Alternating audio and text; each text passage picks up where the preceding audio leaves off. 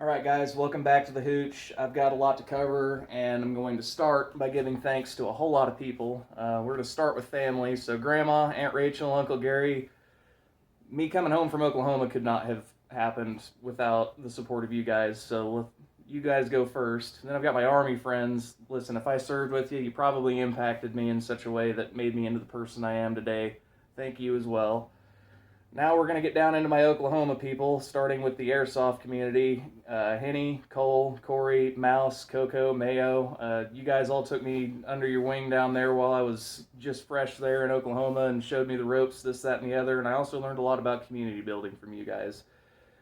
There's also just the people I met through life, like Chris Baker and family, Evan and Anita Sadoff, Carrie and Renee, and just the guys that were all at Southside Sleds while I was there hanging out and just causing a ruckus. And since being back, the Ridgeways, you guys have been a lot of help with a lot of just everything that I've been doing in the last couple of years with gardening. We've got Joe and Lana Swoboda. You guys have been gracious enough to let me use your land to do this, so without you, this wouldn't be happening. And we've also got Kelly and Chantel Anderson. I've known Kelly for a really long time. You guys have been really supportive of me in the last couple of months, and I've got a lot to thank you guys for. In fact, you guys are going to be a part of a little experiment here too, so just hold on to your boots, pilgrims.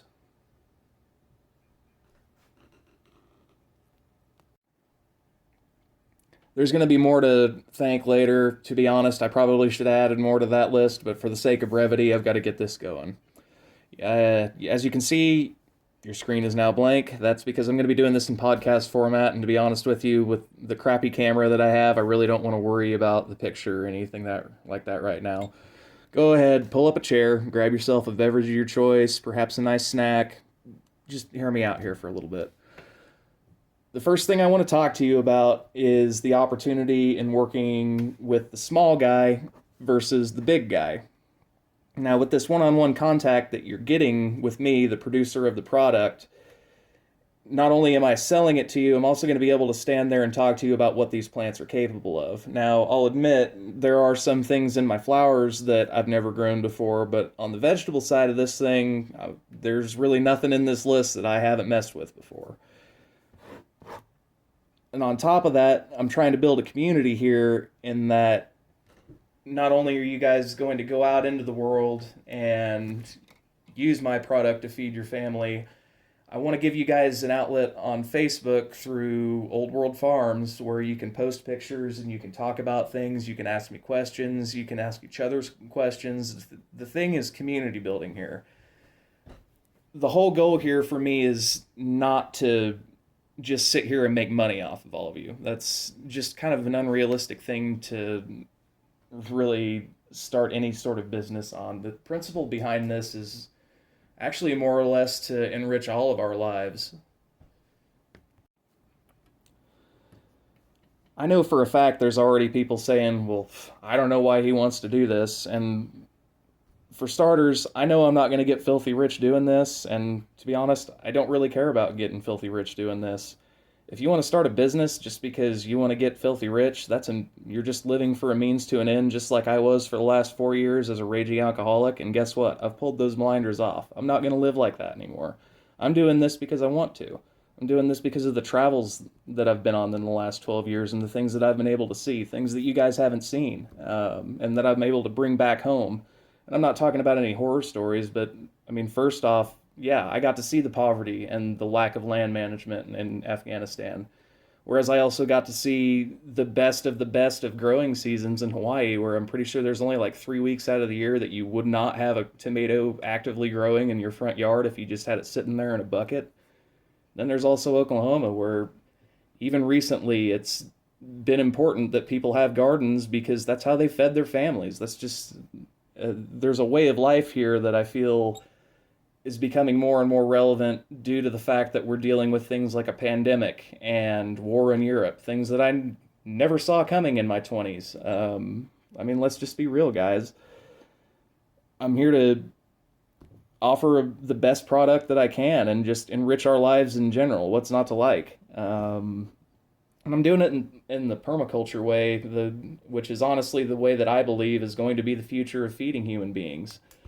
It's it's going to take a lot of jobs from a lot of truckers, and it's going to take a lot of jobs from a lot of migrant workers that come up into, say, California or Washington or New Mexico and grow all of our produce. But I mean, I work in a local restaurant, and I was just peeling the stickers off of the tomatoes for the salad bar, and they said they were made in Canada.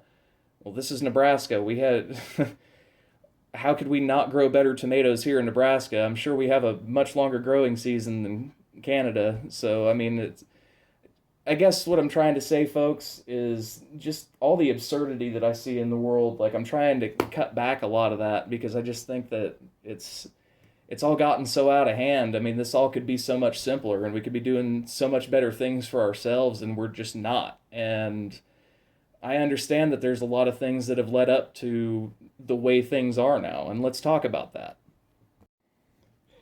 Just speaking from the ag side of things, agribusiness has been promoting chemicals and, growing annual grains, and that makes money move. That's exactly why agriculture is what it is today. And you're buying your produce from quote unquote reputable sources that are giving you cucumbers that taste like chemicals and orange tomatoes.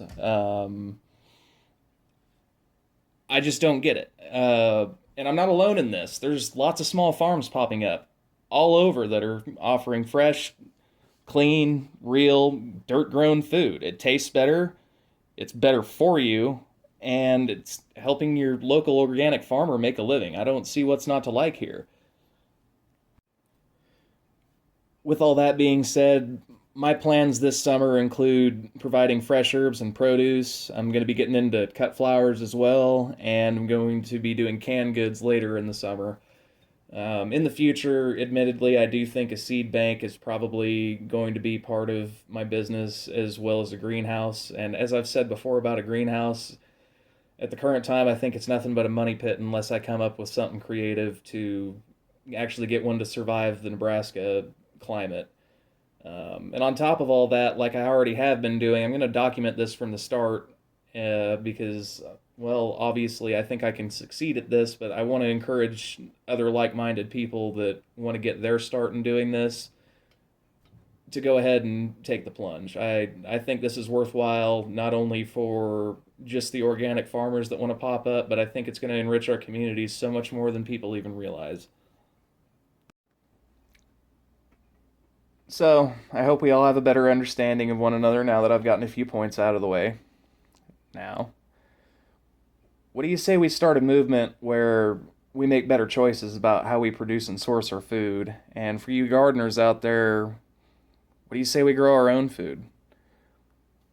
You can start, honestly, by giving me a like and a subscribe. And honestly, it would really help me tremendously if you guys would just kind of get this little project out there swimming around in social media. Spread the word, guys. That's the only thing really now that's stopping me from going ahead and taking the plunge and actually going and getting good camera equipment. It's just the fact that my voice hasn't really carried that far yet, and so I'm looking to you guys for help. That being said, I guess we're going to sign off from here. It's this whole experience has been great so far, and thank you all.